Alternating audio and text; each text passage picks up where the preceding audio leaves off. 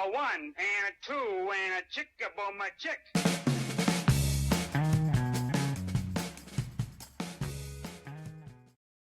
For this month's CGN ad, yes, they are a wonderful sponsor of the Remodelers on the Rise show. CGN wanted to share the story of one of their remodeling clients, Joe Frey in Tucson, Arizona. Joe's review says the following, quote, "You do any keyword in our industry, we're going to be found all over the place. We're going to be at the top of the page no matter what keyword you look for. On a personal level, you guys care. I care as well. It's more of a partnership than it is anything," unquote. In fact, Joe's website now has an average of 24.3 remodeling leads per month, and he's ranking in the top 3 on Google for over 69 remodeling specific keywords. If you're curious about these results, want more proof, or want to hear some more stories from remodelers like yourself, head on over to contractorgrowthnetwork.com/results, where CGN is always publishing case studies with real statistics of their clients' websites. That's contractorgrowthnetwork.com/results. Welcome to the world-renowned Remodelers on the Rise show. I was just asking Talyah, I said, have you done a lot of podcasts? She's like, no. I said, are you nervous? She's like, nah, I'm fine. It's good. And so I thought I'd open it with world-renowned. Is that intimidating? Or do you see right through that, Talyah? Yeah, for sure. It's definitely intimidating, 100%. Well, I have gotten to know Talyah over the last 10 minutes. Usually a little inside baseball, a little inside scoop. Everybody loves a little behind the scenes. What we typically do, especially with our guests that we don't know super well, is we go, hey, dial in at 11:50 a.m. Gives us kind of 10 minutes to talk about each other and the show and just get our bearings and whatnot. So we have known each other for 10, 15 minutes or so. And I'm excited to dive into long friendship. But because we have mutual friends and connections, we have already a depth of relationship that we didn't even know. Exactly. For sure. Here we are. So why don't you tell the people what is that connection that we have? And then go ahead, Talyah Hayward. Sorry, I messed that up. Go ahead and introduce yourself after you tell everybody our connection. Yeah, sure. I think, our connection is Sean and Kimberly Canada at Park and Patina. I grew up with them, and Park and Patina. So I grew up with them. I've known them for almost my whole life. They were the cool youth leaders growing up. And then I decided to work for them and be their office manager. And they taught me probably most of what I know right now. So in particular, I'm Talyah Hayward. About the remodeling world. Yes. Yeah. And so now I own a business, Tidely, doing basically outsourced office manager, as we were talking about. I want to set people up to do admin without all of the admin stress and not having to have a ton of overhead. Maybe you're smaller, you don't need an office manager. So help you set that up with AI, systems, automation, all the things. Love it. And yes, Sean and Kimberly, we've done some one-on-one coaching with them over the years. And when you had reached out to say, hey, I'd love to talk about the outsourcing, the admin side, the AI side, how that applies to the remodeling world, I did send a little note to Sean and Kimberly, say, hey, just a quick check, make sure this person's not crazy. And they said, no, she is lovely. She is wonderful. And that's all I needed to hear. And here we are. I got the inside information, actually. Sean called me immediately after that message. Oh, that I sent that note? I didn't use the word crazy. I would never ask that. I just said, if you can, is all well here. And he had nothing but good things to say. The Remodelers on the Rise show is about, if you think about the people listening to this, they are remodeling business owners. They are in a variety of forms. Some of them are still swinging the hammer consistently. Some of them have a full team they've built out. They're juggling the estimating and the sales and the marketing and watching financials and all of the admin side. And we've got all this software and tools. There's just a lot that's going on. Now, as you had worked for a remodeling company, and as you are working on the Tidely side of helping remodeling business owners, what are some of the things that you're seeing that are ways that you're enhancing kind of the productivity, the efficiency side? Just kind of wanted to get some examples out there, and then I wanted to ask you kind of some specifics. Sure. First, I'd say minimizing your softwares would be the first step almost always when I'm working with remodelers. Let's cut unnecessary spending, but also when you have so many softwares in an industry that's not predominantly based on tech, like your infrastructure is not an office building with computers and laptops, and that's not what you're doing. Your cloud is not your main place for your work. So when you have all these extra softwares and tech and all these different things and all these moving pieces, like you said, so complicated, minimizing that would be the first step to simplifying. And then sitting down and taking just an overhead view of the way your processes work. And you can do that one by one. You can do that at just like a high level. And the more that you do and the more that you look at it and the deeper you look, the simpler things will be because you can just take the steps out that you don't need. So what would be an example of minimizing software that you've seen? You can combine softwares. So for example, if somebody has a PDF software and a signature software, you can use something like DocHub, which is going to do both for you, or you can send everything through your CRM to sign it. So you just need a PDF software. So you could just cut out an unnecessary step of having to upload and then sign it and then re-download it and re-upload it to your CRM. So it would take so many steps out of that. I like those examples. I like those examples a lot. So minimizing software, that's a takeaway already. I remember a few years ago, Bailey had said, hey, I'm going to sign up for this. And, if we don't end up using it, we'll cancel it. I'm like, yeah, cool. And I think a few months later, I'm like, are we using that? She's like, a little bit. And I'm like, all right, should we keep using it? And I think as business owners, there's that little $10 a month program and that little $15 a month program and that little $5 a month thing, that thing we pay $60 a year for. That's a great takeaway already. Let's just review all the different software in particular that we utilize. How can we merge some of this to simplify? And also, how can we just not have as many out there? So that's a good takeaway. Now, you also said, go ahead, please. Oh, sorry. Not adding on more tools, more softwares, more $10 a month, unless you're actually looking for something, you need something. Or you're looking at your system and you're like, this would be a great way to automate. This would be a great place to automate something. So let me look to fill in that blank instead of just throwing more at a problem. That's good. That's another way to just simplify it from the get-go. Yeah. We're gonna kind of dig into the AI side because, quote unquote, I'm an AI nerd. That's not me saying it. That was Talyah saying it. So I want to dive a lot into that just because it's relevant and it's kind of the main part of what I wanted to discuss. But you also kind of said, a lot of times, like example wise, I minimize software. The other thing that I like to do with remodelers is let's take a step back. Let's view it from a little higher view on how your processes actually work. What you're describing there is kind of just kicking it old school and going, let's look at individual processes and analyze what's working, what's not working. Give me an example of that. A lot of times you're going to start with your sales process or your intake process because that's where you have a large amount of client communication, and that is a time suck and also something you really can't automate. So looking at that and minimizing unnecessary steps, again, like transferring documents from one place to another. Do you have something set up to capture information and just automatically upload it to all the places it needs to be? Your CRM, your contacts, your mailing list for whatever newsletter service you use. Are you automating that? Because that's just an example of I'm going to waste 15, 20, 30 minutes of my time every day copying information from one place to the next. Or because of the redundancy, I'm just not going to have the time or the focus or the discipline to do it. And now I have a system with bad data. And when I got a system with bad data, I'm not tracking this report or where my leads are coming from or whatnot.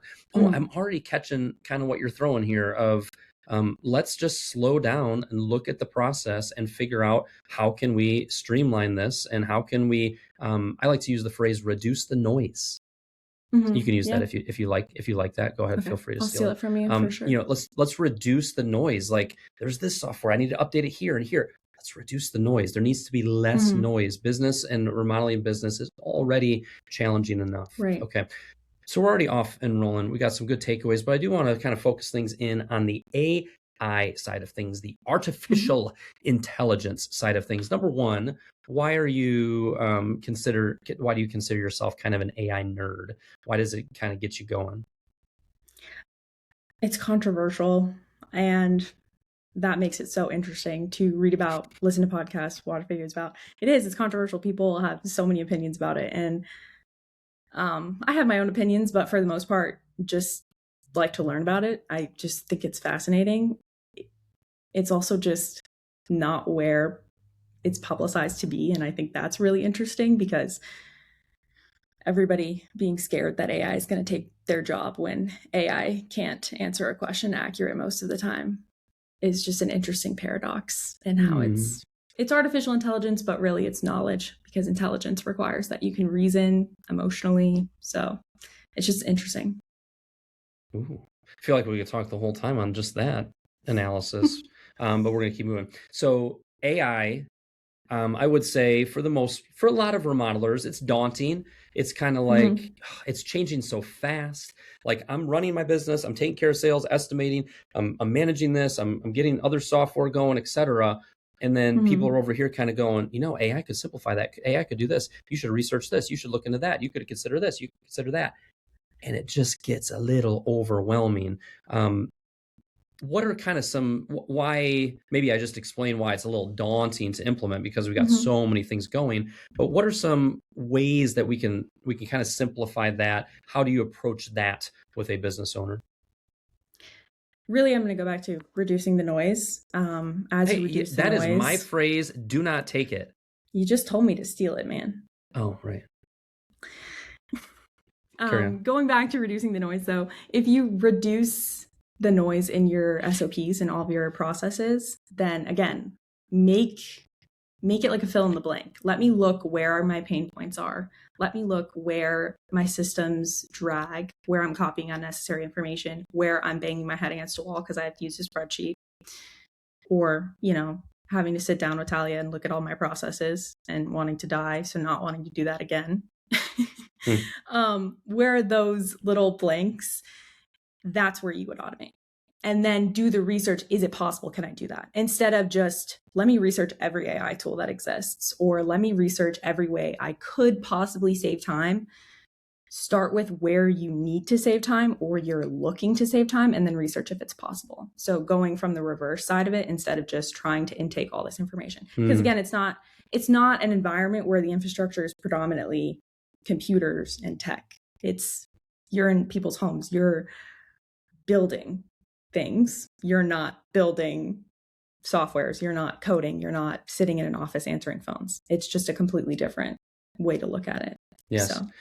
I'm gonna kind of keep going down that similar vein of, give me some examples. So like you went the sales process route. I like that. You could piggyback off of that. But when you kind of look at it and it's like, all right, how could we automate that better? How could we optimize that better? Give me some more of those blanks that you're spending time on quite a bit. For example, saving attachments from your email. I was, before this call, working on one, a Zapier for that. Automating, I'm going to, every time I create a folder in my email, it's going to create a folder in my drive.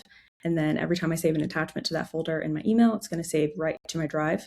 And you could even have it go a step further and upload it to that client in your CRM. So you're reducing having to download it. Hey, slow down for the rest of us. That one was very interesting. Like typically we would download, we would go to the downloads folder on our computer. After naming the document. Yes, most likely naming the document. We would then either go to Google Drive or Dropbox, find the folder, click to find the folder, copy and paste that over, and then create to your point, then potentially make the folder. And then go into a job thread or go into a CRM or something like that. And okay, I also want to upload that so that it's attached to that client. And what you just described was actually what I do is I click this, I drag it over here, and we can automate so much of that. Yeah. Automated. How much work is involved in setting that up? Do you see that kind of stuff in your sleep? Is that how you roll? I either think about what I want to do. Again, I'm thinking about what I want to do. This is what I would want to automate. So I'm going to start there. Then I'll either talk to like a chat bot or something. Is this possible? Or I'll just Google it. Can I do this? Or how would I do this if I wanted to? And then simplify that, because it's the more complicated it is, the harder it's going to be to automate. So usually simplify it 1 or 2 steps, and then just put it in Zapier or Make and automate it. Give me another example. I want maybe you're like, dude, I could do this all day. Give me 3 or 4 of them.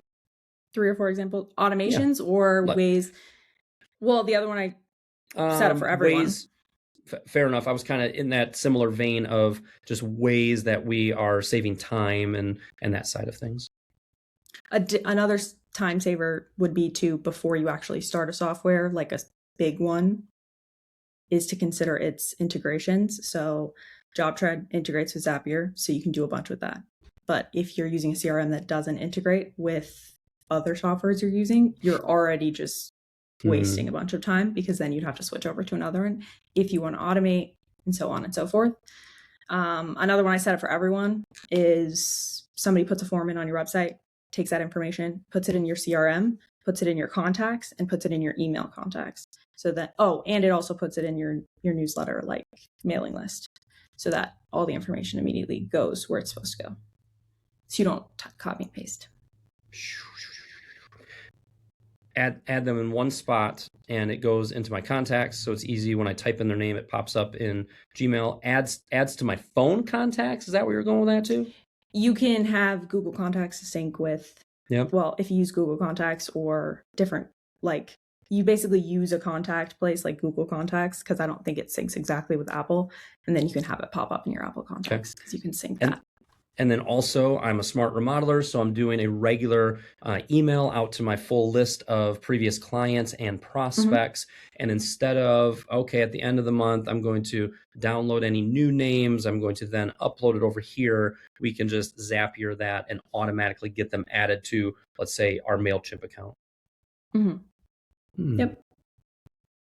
I love Another that example. one for lead tracking, if you want to track your leads, would be another step of that, pulling that information, be pulling the date and time that it does and putting it into a Google Sheet so that it lines up, so you can see exactly how many new clients you have for, if you don't have a way to track it in your CRM. I don't believe JobTread has done that yet. And I actually, when I was setting this up for Sean and Kimberly, found there was no way in your customer contact to put a timestamp. So I just created it to pull the timestamp of the Zap. So it would just track the time. So you can have all of your leads tracked and what stage they're in. Interesting. And give me 1 or 2 more. You're on a roll. If you want to, every time you update a customer in your CRM, and then every time you drag it to another place, you can have an automation for it sends an email out. Or you can also set up, something that everyone should have is like a welcome sequence. I got on a tangent, but a welcome sequence email. So use something like Flowdesk or even MailChimp or just Gmail. You can have them saved to your drafts, and then it will automatically send once you implement something into your CRM. So the customer uploads at this time, and then, 72 hours after that, they get this email. A week after that, they get this email. Then they get this other email 30 days later. Same thing for once you drag your customer into the completed, they got their certificate of completion, final inspection's done, estimates paid, all those things. Then it sends them, hey, thanks for, working with us automatically. Yep. Send me the day of a request for Google review. All the 30 days later. Yes, hey, Google review. Yeah. 6 months later. Hey, it's been 6 months since we completed your project. We just want to check in, see if you had any care or maintenance questions. At the 1 year mark, happy 1 year birthday. Can you believe it's been 1 year since we completed your project? We just wanted to thank you again for your business. And if you have any concerns or any other projects, let us know. To set those systems up and for so much of that to be automated is very powerful work. Or a roofer. Another one I set up is automatically sending the link to your shingle colors and your drip edge and all the little parts that you have to pick those colors for. It will just automatically send you that link after you sign your contract, so you can make sure that's selected before everything's ordered. For this month's CGN ad, yes, they are a wonderful sponsor of the Remodelers on the Rise show. CGN wanted to share the story of one of their remodeling clients, Joe Frey in Tucson, Arizona. Joe's review says the following, quote, "You do any keyword in our industry, we're going to be found all over the place. We're going to be at the top of the page no matter what keyword you look for. On a personal level, you guys care. I care as well. It's more of a partnership than it is anything, unquote. In fact, Joe's website now has an average of 24.3 remodeling leads per month, and he's ranking in the top 3 on Google for over 69 remodeling specific keywords. If you're curious about these results, want more proof, or want to hear some more stories from remodelers like yourself, head on over to contractorgrowthnetwork.com/results, where CGN is always publishing case studies with real statistics of their clients' websites. That's contractorgrowthnetwork.com/results. Some people listening to this are, you're gonna share another one in a second. It's okay. You're going to in a second. Some people listening to this are going, oh, there's so much I can do yet. I'm not familiar with it yet. We've tried some of this, and then it didn't really hold and whatnot. And I think that's where bringing somebody in that is passionate about this, that loves this stuff, it's not their first rodeo. Even checking out Tidely. What's your website address again? It's tidely.co. TIDELY.co. DELY.co, yeah. Okay. You had another example? Go ahead. Anything with your calendar. This is the other thing with, because I work with people who don't put anything in their calendar. So the first step to this would be to use your calendar and actually put your appointments in there. And if you don't use your calendar, then I can't help you. But every time you schedule an appointment, email reminders, automatically putting it on your calendar. If you get an email about an appointment, or like if you get a subject line appointment email, you can automate it to automatically put on your calendar, things like that. I don't love when people use automations for customer service or scheduling appointments, because I think that's something that you need to still have your hands on. Because got it. I was actually going to ask you about that, of the tasks that are currently best suited for automation versus the ones that still need kind of a personal touch. What does come to mind for that? Well, personal touch, I would say anything with customer service and your financials. Definitely have something like JobTread integrates with QuickBooks Online. Great. Or if you have an accountant or something, sending that information automatically over. Awesome. But don't automate all of your finances. Definitely have your hands on your books. Dig into that. Because, definitely have your hands on your books. Anything in customer service, emails to your client. I think summaries can be made from project updates, but that should still be a hands-on experience. Sending those emails and actually talking to your customer, or even if you're sending weekly updates, use something to summarize it, but then make sure you're editing and writing that and actually having your hands on that. Something that is great for automation, anything transferring information. Sorry. No, go ahead, please. Anything transferring information, like I was saying, great idea. And I lost it. It was there. Just went away. Did you just put your hand up to try to catch it? I'm again, trying physically? to catch it. The penguin fell off the iceberg. It's gone. Oh no. What is the penguin's name, by the way? Do you have a name for that penguin? Alfred. Alfred's gone. Okay. But you just grabbed the penguin again. What was it? Meeting summaries. Anything like summarizing your meetings with clients. It's a great thing to use AI for. You mentioned it right at the top of, we call it intelligence, but the reason aspect and actually what it's producing sometimes is underwhelming. And I think even when we think of email communication, like for you to write out the bullet points, the basics of what you're trying to convey, and then asking a chat GPT or something like that to clean it up is a good use of it. Yes. You still have added a little bit of your personal touch. It's so much more effective when we've added some personal touch to it and then asked to clean it up and then tweak it again. It's not just like push a button and it's all figured out. I think as people use AI more and more, I think we come to recognize that and realize that. The more information you give it, the smarter it is. Yes. Going out into the field, if we could. In fact, I was just on a call with a client before this one, And to my long-term listeners, my apologies if you're hearing my voice. My voice is not as strong today. I have had a cold. I would even say I was sick yesterday. I took a 2-hour nap on a Monday afternoon from 1 to 3 o'clock. I was going to lay down for 20 minutes. I think it was the first meeting that I have actually like missed in many, many years where like, I'm like, oh, I'm just going to lay down for 20 minutes and then I'll be up for this meeting. And I was telling my wife about it yesterday and she's like, you literally slept through a client meeting? I'm like, yes, I know. My whole business is going to evaporate before my eyes, all of my 18 years of hard work. But it happens. So my voice is a little spotty. Sorry if you're annoyed with listening to it. But Talyah's voice is very calming and hopefully you're enjoying that. But I was just on a call with a client out west and they were talking about getting their team to embrace just even overall technology more, to embrace kind of getting uncomfortable with the way they've quote unquote always done it. When you think about kind of the crew side, and as you've been working with remodelers to implement AI tools, implement technology, how do we get some of their buy-in to these new systems we're creating? It definitely starts with leadership and a commitment to do it. Actually, something we worked on basically the entire time I was at Park & Patina was having the project managers use iPads and upload their own receipts through DropTread.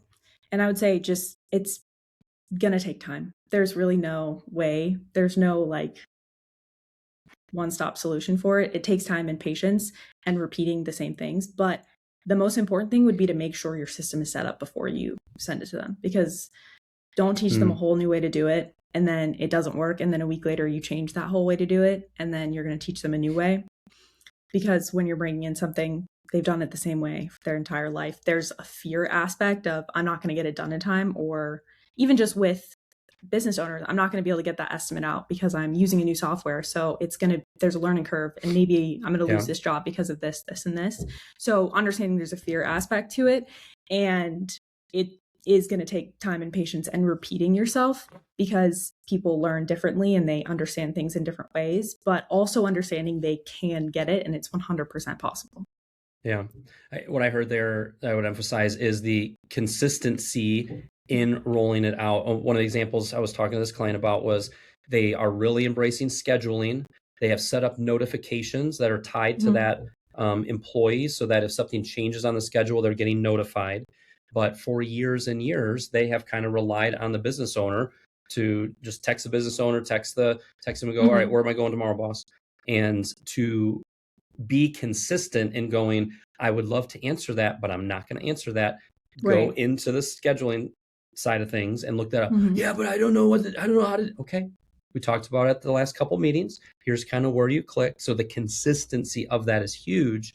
And then the first thing you mentioned of we get excited to roll things out. And sometimes we probably roll things out a little too quickly.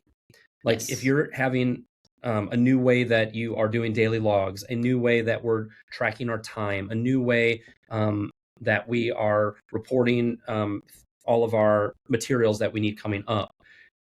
Taking a beat or two and going through a little bit more of a trial phase to make sure that you as the leader are really clear with how it works, that you've worked through some of those bugs. I like that reminder, because that's what's going to get a lot stronger adoption and a lot less headache as a result of that. Yeah.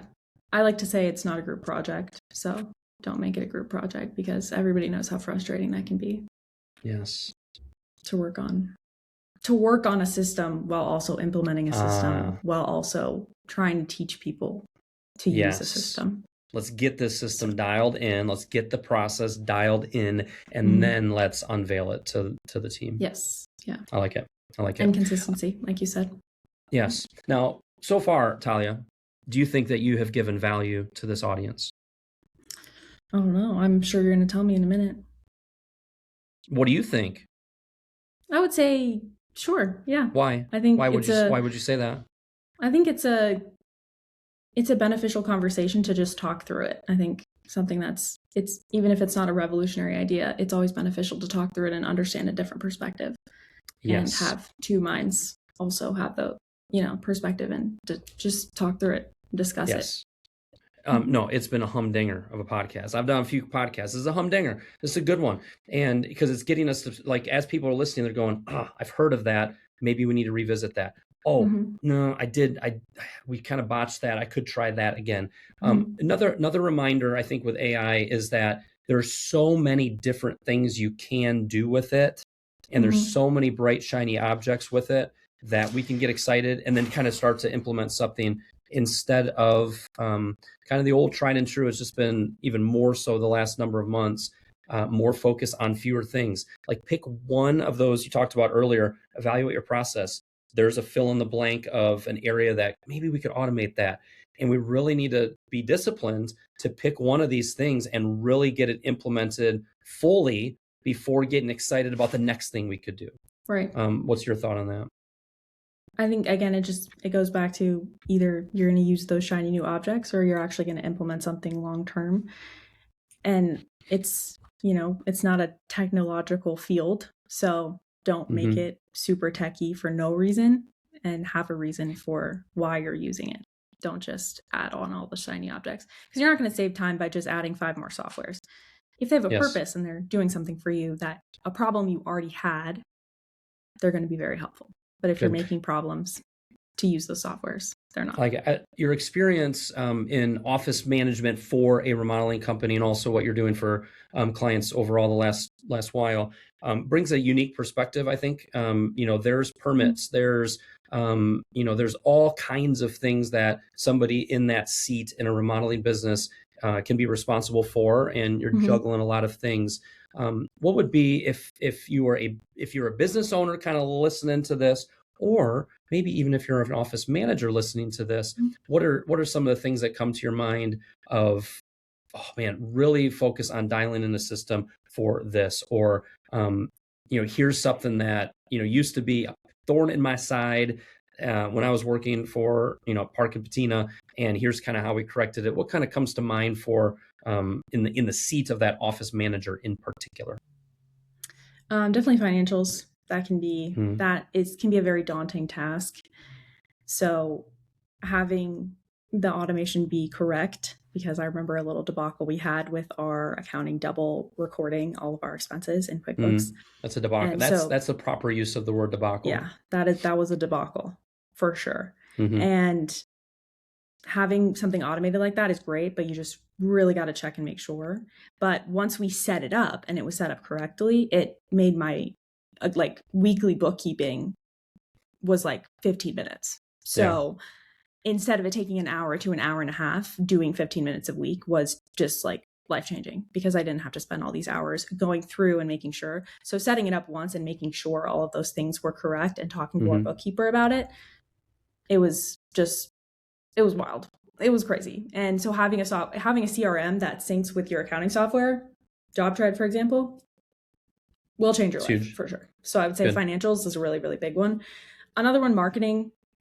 AI is great to use for marketing ideas, or you can even use an editor if you wanted to, but it's going to just reduce the amount of time you take your creative idea, reduce the amount of time that you have to spend brainstorming it, and then you can simplify it and actually film it or take those pictures or whatever it is, or have ideas for a photo shoot and different things that are just kind of, all writing of content, summaries, but also just remember you have to use your brain first, and you need to have your creative idea before you put it into AI, or it's just going to spit back out what you asked.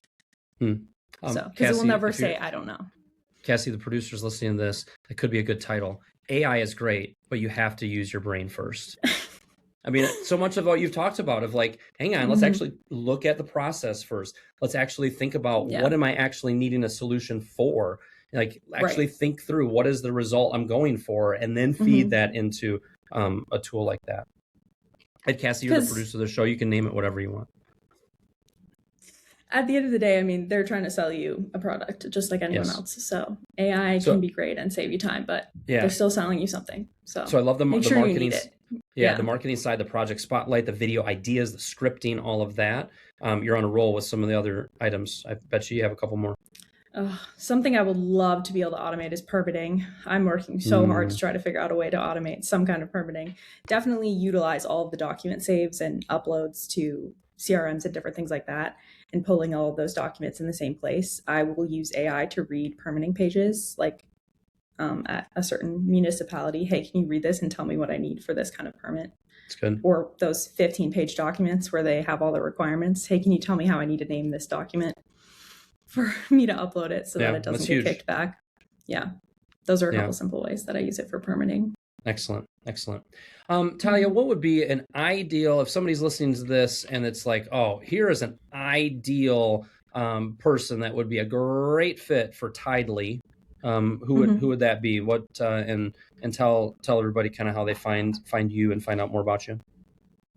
Ideally, I help people who don't have a ton of office staff. If you do, or you have an office manager and they're just kind of newer to the construction world, that's also an ideal client. But for the most part, I help trades and smaller contractors who don't have those processes and systems set up. And they don't have any of those. Like, some people don't even have a CRM, or they have it and they're paying for it and they're not using it at all. So that would be an ideal client to just kind of get off of the ground and actually set those things up. On the flip side of that would be someone who has everything set up and they're trying to implement AI specifically, but they need to now go through all the systems that they already have.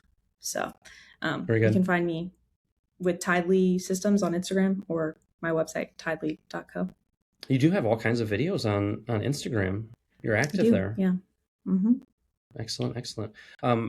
Wonderful. That was exactly what I was hoping it would be, of some good, very practical experience in using AI, and also a bunch of examples to get people thinking maybe a little differently, or renewing some ideas, or giving them some fresh ideas of going, wow, that would save us 4 minutes every time. And we do that 100 times a year. And there is 400 minutes that we could get back that we could then devote to other things. I think we're stop working on weekends. Stop working in the evening, stop working on the weekends, and reduce the noise and simplify things a little bit. It's easier said than done, but it also is doable. It is absolutely doable, especially if you have some outside help. I was looking at your name that shows up on our little recording thing, and when I butchered your last name, Talyah Hayward, earlier, it's because I had a comedian named Haywood Banks. Have you ever come across Haywood Banks? He's a Michigander, and he's the quirkiest,